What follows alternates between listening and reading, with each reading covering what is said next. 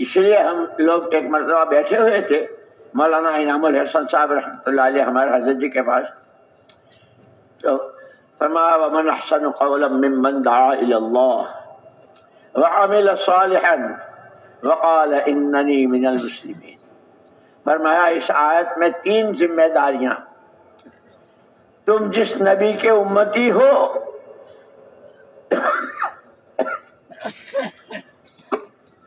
اللہ نے ان کو قیامت تک کے زمانے کے تمام انسانوں کا ذمہ دار بنا کر قل یا ایھا الناس آپ کی زبان سے کہلوایا اللہ نے، قرآن میں ہے قل یا ایھا الناس انی رسول اللہ الیکم جمیعا، اللہ نے مجھ کو بھیجا ہے تم سب کے لیے، مشرق مغرب شمال جنوب عرب عجم، شہر دیہات ضلع صوبہ ملک، چاروں اقلیمیں، جو آدم کا بیٹا جو حوا کی بیٹی، ہر ایک کے لیے اللہ نے مجھ کو پیغامبر بنا کر کے میں پیغام لایا ہوں اللہ کا۔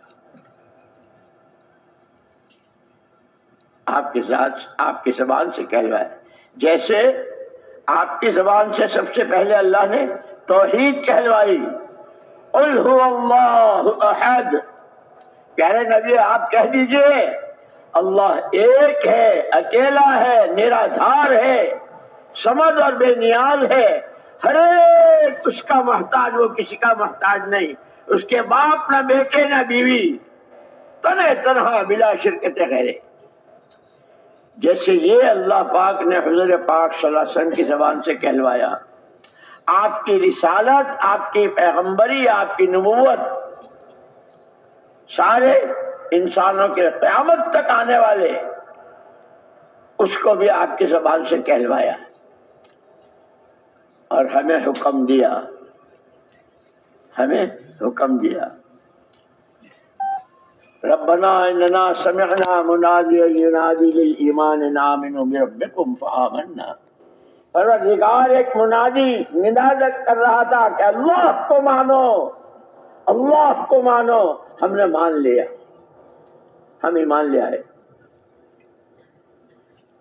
محمد الرسول اللہ صلی اللہ علیہ وسلم کے بارے میں اتبعوا ھذا النبی الامی، اس نبی امی کی تابعداری، اللہ کو ماننا ہے، اللہ کی ماننا ہے، راستہ اس کا محمد الرسول اللہ صلی اللہ علیہ وسلم بتائے گا۔ دوستو مولانا محمد الیاس صاحب رحمۃ اللہ علیہ اس کو بہت فرماتے تھے، اللہ کے واسطے، اللہ کے واسطے، اللہ کے واسطے اس محنت کو رسم نہ بنائیو۔ ایک رسم ہے، سال میں ایک اجتماع ہو گیا، کچھ دیر مسجد میں بیٹھ گئے، تعلیم سن لی، کچھ 3 دن لگا دیے، کہ یہ کار نبوت ہے۔ اور مولانا محمد الیاس صاحب رحمۃ اللہ علیہ تو فرماتے تھے جیسے اللہ پاک نے فرمایا ما کان اللہ لیعذبہم وانت فیہم، پیارے نبی آپ کی شان اور آپ کا اعزاز اور آپ کا اکرام، آپ کے ہوتے ہوئے ہم آپ کی امت کو سزا نہیں دیں گے جو قوم عاد کو، قوم سمود کو اور پچھلی قوموں کو دی، آپ کے ہوتے۔ مولانا محمد الیاس صاحب رحمۃ اللہ علیہ کے ملفوظات میں ہے کہ جس طرح حضور کے ہوتے ہوئے یہ حضور والی محنت ہے جو اللہ کے نبی نے کی، جو حضور پاک صلی اللہ علیہ وسلم نے کی، تو مولانا الیاس صاحب رحمۃ اللہ علیہ فرماتے تھے یہ کام حضور کا قائم مقام ہے، حضور کا نائب ہے، اس کو اسی درد کے ساتھ، اسی فکر کے ساتھ، انہی موٹے آنسوؤں کے ساتھ، انہیں ٹھنڈی آہیں اور گرم آنسو اور لمبی دعائیں اور لمبے سجدے اور جان اور مال اور صلاحیتوں کو کھپانے کے ساتھ کرنا ہے، اسے رسم نہیں بنانا۔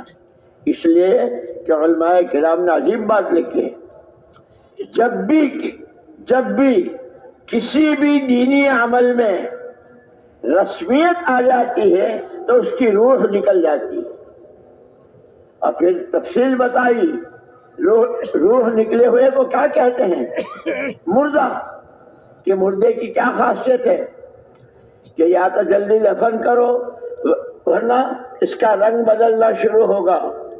رنگ بدلنے کے ساتھ پھر اس کے اندر سے تعفن اٹھے گا. تعفن کے ساتھ اس میں جراثیم پڑیں گے اور جراثیم سے کہ وائرس آئے گا. آدمی نہا دھو کر کے بہت اچھے نکلا, تھوڑی دیر ڈاکٹر صاحب کے یہاں گیا, کیا ہوا؟ بھائی وائرس ہے. وائرس کہ جب تمہاری یہ محنت, دین کا کوئی عمل جب رسمیت پر آ جائے گا تو اس کی روح نکل جائے گی, مشوروں کی روح نکل جائے گی. اس لیے مولانا الیاس صاحب رحمۃ اللہ علیہ نے فرمایا ہمارے کام سے مقصود, اس کام سے مقصود اللہ کے ہر غیر کا تاثر ختم ہو کر ایک اکیلی ذات اللہ کی, اس کی عظمت, اس کی بڑائی دلوں کی گہرائیوں میں اتر جائے. وہی سب کچھ, اسی سے سب کچھ. مخلوق جتنی بھی ہے, چونٹی سے لے کے جبریل امین تک, وہ بھی مخلوق ہیں. اسرافیل بھی, میکائیل بھی, ملک الموت بھی, سب مخلوق. خالق صرف ایک اکیلی ذات اللہ. ہر مخلوق کا تاثر دل سے نکل کر ایک اکیلی ذات اللہ کی, وہ خالق ہے, وہ مالک ہے, دلوں کا رخ اس کی طرف ہو جائے. فرماتے تھے ہمارے اس کام سے مقصود اللہ کی, خالق کی عظمت, مخلوق کا تاثر ختم. دنیا بھر میں جتنی چیزیں پھیلی ہوئی ہیں, روز نئی نئی چیزیں آ رہی ہے, تمام چیزوں کی رغبت اور شوق دلوں سے نکل کر محمد الرسول اللہ صلی اللہ علیہ وسلم والے اعمال کی رغبت اور اس کا شوق پیدا ہو جائے. اور تیسری بات فرمائی, یہ دنیا, اس کی چمک دمک, اس کی اچھل کود, اس سب سے دلوں کا رخ ایمان و عمل پر, ملنے والے آخرت میں انعامات پر نظریں وہاں ایسی جم جائے. اسی لیے یہ فضائل کل بھی مولانا ابراہیم صاحب نے بہت کہا, ہمارا تیسرا نمبر علم و ذکر, لیکن ہمارے تو رخی ادھر. اسی لیے سب سے پہلے اپنے دلوں کا رخ صحیح کرنا ہے, مخلوق سے خالق کی طرف, چیزوں سے اعمال نبوت کی طرف, اور دنیا کی رنگریلیوں سے آخرت میں اس ایمان و عمل پر ملنے والے انعامات کے لالچ میں کہ منہ میں پانی بھر آئے. اس لیے کہ یہ دنیا اور یہ, اس کو تو جس نے پیدا کیا اللہ پاک نے, ایک دفعہ اس کو رحمت کی نظر سے نہیں دیکھا. قیمت خود بتائی کہ اگر مچھر کے پر کے برابر اس کی قیمت ہوتی تو کسی بے ایمان کو گھونٹ پانی نہ دے. یہ تو سب دین اللہ پاک چاہنے والوں کو, طلب والوں کو دیتے ہیں.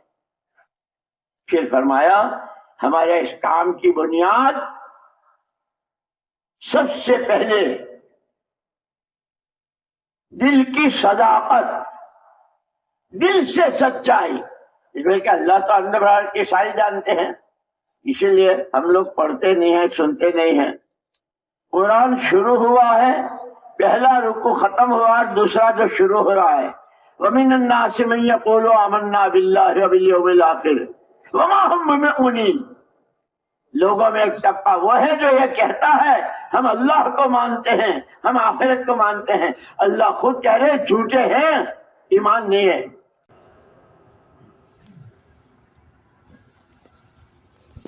يخادعون الله والذين آمنوا وما يخدعون إلا أنفسهم وما يشعرون في قلوبهم مرض فزادهم الله مرضا.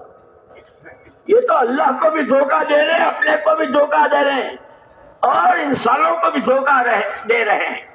ہم مسلمان, ہم ایمان, ہم مسلمان, ہم ایمان. اللہ خود حدیث قدسی ہے, ان اللہ لا ينظر الى صورکم ولا الى اجسامکم ولكن ينظر الى قلوبکم ونیاتکم وفی روایت اخرى الى اعمالکم. اللہ تمہاری صورتوں شکلوں کو نہیں دیکھتا، تمہاری پرسنالٹیوں کو نہیں دیکھتا، وہ تمہارے دل بھیتر کو اندر کیا ہے. اسی لیے ہر ایک کے سینے میں ایک دل دیا ہے. ما جعل اللہ لرجل من قلبین فی جوفہ، کسی کے سینے میں دو دل نہیں، دل ایک ہے اور ایک اس ایک اکیلے ہی کے لیے ہے.